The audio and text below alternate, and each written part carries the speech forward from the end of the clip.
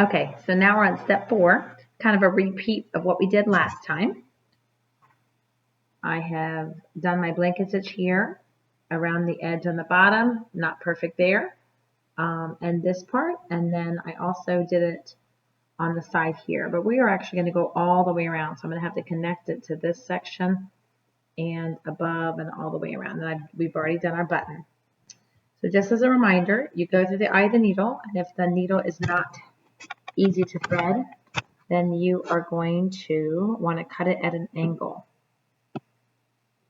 All right, and then I like to stick my needle off to the side in a piece of felt or material, and then this side, you're going to just like pinch it to wrap it around your pointer finger, making sure that the threads cross, and then you're going to rub it. It comes off your pointer finger. You keep rubbing, rubbing, rubbing, rubbing until you end up with a knot. That's a big one.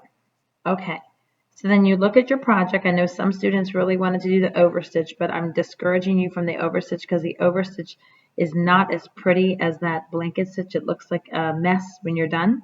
So if you at all think that you're capable, and I know you are, then I would prefer that you do the blanket stitch. So I'm going to review that again.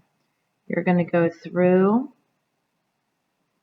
I just brought it up through the same hole that I had before, so that in between the two felts, so that my knot, my messy knot, is in between the two pieces of felt.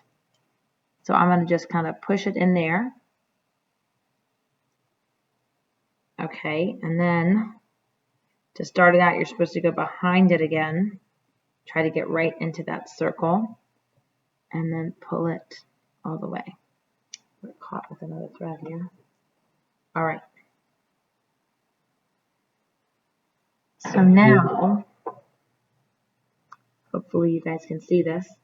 I am going to just go to the side of it, trying to make it the same distance. And the way I taught you guys in class was to swing it around the tip of the needle and pull.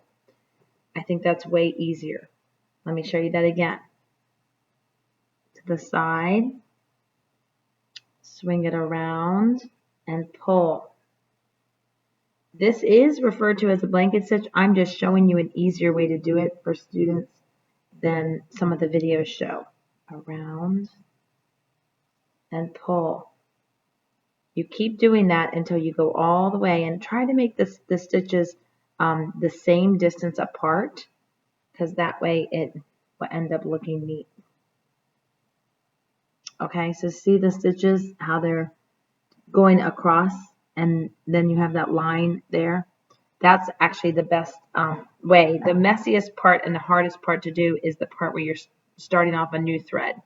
So I'm going to continue on the thread and let the two meet, and then I'm going to go all the way around it.